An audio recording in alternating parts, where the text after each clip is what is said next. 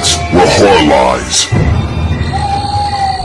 Hi, I'm Sam. I'm your Thursday guy for BodyBags. This week, it's 1987, and the movie I picked, Slumber Party Massacre 2.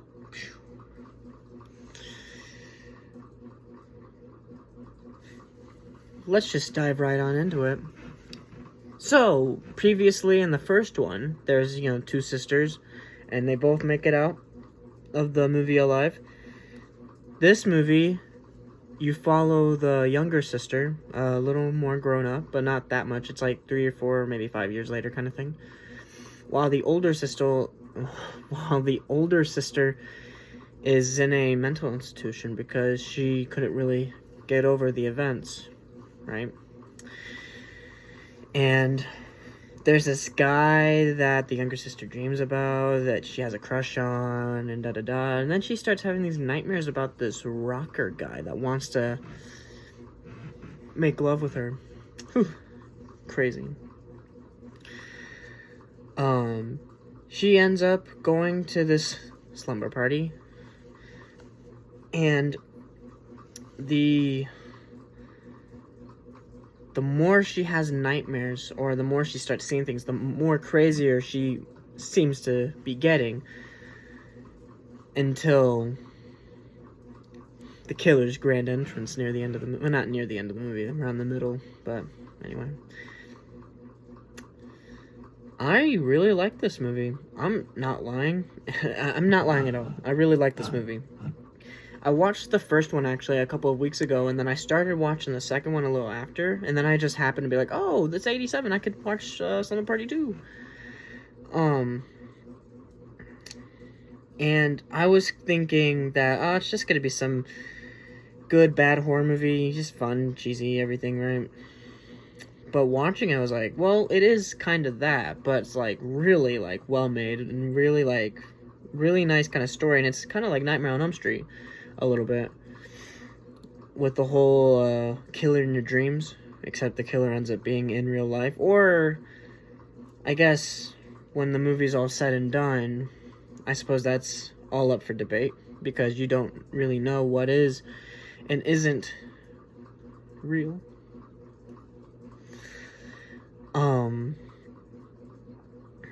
I think my favorite thing about this movie, probably, is what the killer looks like and how the killer acts, and then of course the weapon of choice, that being the killer is all geeked out in rocker stuff. He looks like about to go live performance in some rocker, right? And it's just the energy that, the energy and the vibes that come from him, like, they're really cool, and I think he's, like, really a nice guy. He just really likes the girl, and that's why he's, like, so uptight about, like, making love with her, you know what I mean? But the weapon of choice, I think, is probably my favorite part about that whole thing. That being, it's a electric guitar, so it's like, of course, this is not electric. An electric guitar, except the tip of it, if I'm not mistaken, is a drill. Because, of course, if you're making a Slumber Party Massacre movie, the killer's weapon of choice has got to be some kind of drill. And I just loved that, and loved some of the scenes with him with it, and he was just really geeked out about how he was playing it, and just it really felt very interesting, very, not different, but, like, I don't know, but it was really cool. I really liked it. My only gripe against the movie is that, I guess, preface it, right?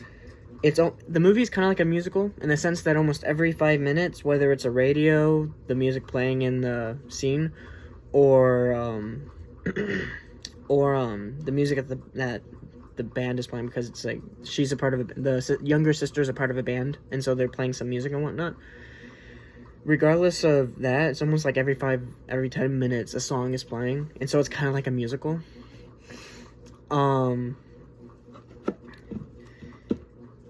My only gripe against the movie is that near the end of the movie, and like the final chase, it's the same song kind of on repeat about 3-4 times. That kind of sucked a little bit, because it's like, oh, I already heard this song, right?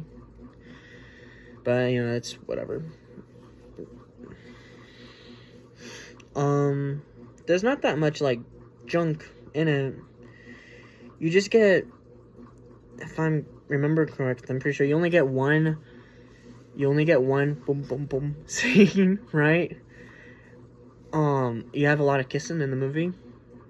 You have a lot of bikinis in the movie, of course. But, like, no, like, real, like, nudity is just, like, one scene. And it's, like, a pillow fight scene that the girls are, like, hee, and the one's, like, ha, ha, ha, ha, ha. Right? So stupid. And then, like, you, here and there, you hear, like, a couple doing it in a different room. And you just hear them, and it's like, oh, okay, yeah, whatever. Cool. But, I really like this movie, mainly just because of how it ended, and the killer and his, like, kind of, like, how he went about killing people, I guess. My favorite scene in this movie is near the end, where there's, like, 3 girls left, and the 2 are hiding in a room, and the 3rd finally got back to the house after being chased. And she's, like, she's on her knees at the door, like, oh, open, and then the killer walks in the house, and he looks at the camera. He fourth wall breaks a lot. He looks at the camera, and like, this is where the fun begins, or this is when the fun part starts. And then he started, like, dancing with the electric guitar, ooh, right? And he gets in the hallway, and he just starts dancing, and, like, she's like, oh, the door, kind of thing. And he's just hanging around, just enjoying everything. And then, of course, he kills her. But, oh no, I spoiled the movie. Ah! It's on Tubi. Go watch it or whatever. Watch the first one and then the second one. But, you know, I'm talking about the second one. So, you know, just watch the second one. I heard that the third one sucks. I haven't seen it. It probably really sucks. But, anyway. Some fun facts about the movie is that the director, I think it was a she, or at least there was a she that was, like, heavily producing it, and she was telling the girls in it that, like, you know, for, like, whatever, it's like, you don't need to, like, get naked or whatever. It's like, do what you want to do. And, like, it's just the one that does do it didn't mind doing it or whatever. One of the actresses that plays the girls, her father was, like, some kind of preacher or whatever, so it's like, yeah, she's not doing that.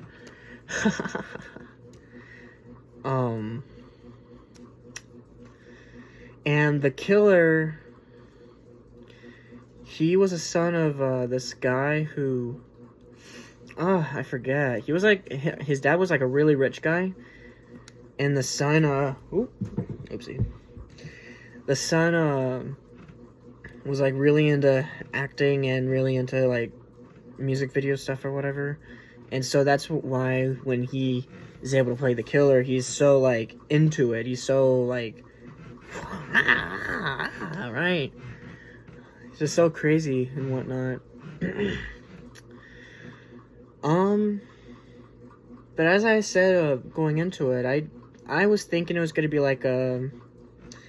I was thinking it was going to be like a 5 or maybe a 6 out of 10, but if I had to rate this movie right now, after watching it and thinking about it a lot, and honestly, I could not really stop thinking about it, because I just really liked how the movie went about it. I really want to get this movie on physical media sometime. Maybe a special version. I will take whatever, DVD, whatever. If I find it, I'm getting it, right? If I had to rate this movie right now, I would probably give it, honestly, an 8 out of 10. I really like this movie. And suppose people are like, oh, really? You're gonna give that an 8 out of 10? There's probably a lot of 1 out of 10s or, you know, 1 out of 10s on IMDb. They're like, what I gave it a 0. And I'm sure, but, you know, haters are gonna hate, right? I mean, this is not really any, like, negatives to the movie unless you're just nitpicking every single little thing about it. In which case, I suppose you could find a way to make like, oh, so actually the movie's like a 5 out of 10 because of this, that, whatever. I guess you could say the dialogue at times is weird, or like the timing of certain things are weird, or how like the shots are being taken are weird, or whatever. But I didn't mind that stuff. I just liked how it went about. The effects were pretty good.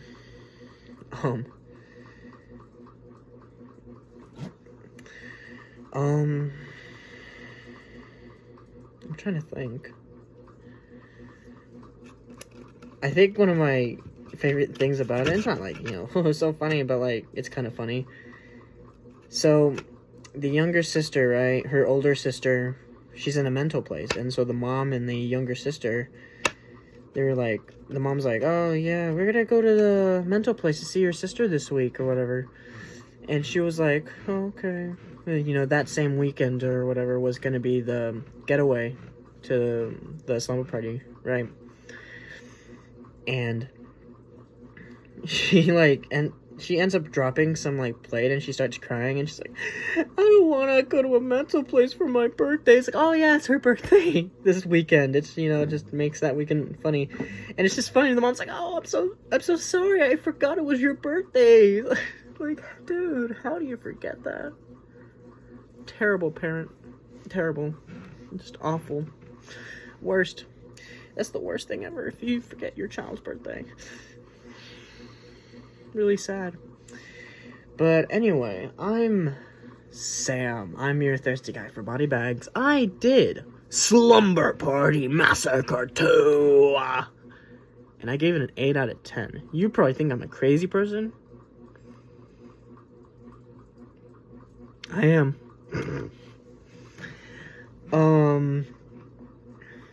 And that's all I'm gonna say and talk about this movie. You should watch it. It is free on Tubi, of course, commercials and whatnot. But yeah. I guess the last thing I'll say is that it's not even about this. It's just the other day I wanted to film some shots at a cemetery, right? And I went to this one, and when I got there's these people digging up new graves, or at least that's my guess. They're digging up new graves, making graves. And, whenever you think of that, you're just thinking of, like, maybe the old scene from Frankenstein where it's just a guy with a shovel or whatever, and they're only using shovels. I saw they had, like, 2 big machines. I don't know what they're called, but it's like, whatever that's called. It's like digging up without, right. I forget. But they had 2 of them, and I thought it was funny and kind of weird because I never saw that, like, before. I've always kind of thinking of making or whatever graves only using a shovel. I guess I'm old-fashioned. Anyway, I'll see y'all next week. Goodbye.